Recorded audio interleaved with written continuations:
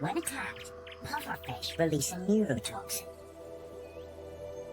In high doses it can kill, but in small doses it has a narcotic effect.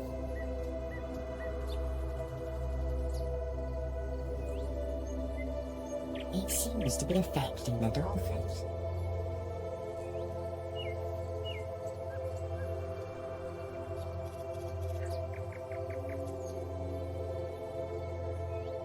They appear totally blissed out by the whole experience.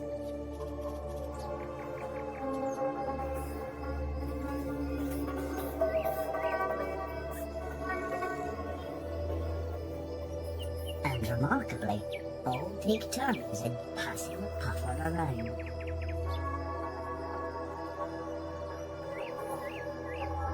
This is the first time that apparent recreational drug use has been documented in dolphins.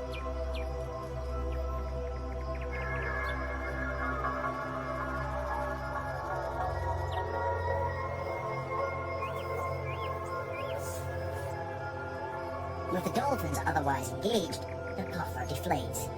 He's free to go on his way. It looks like they will be distracted for quite some time.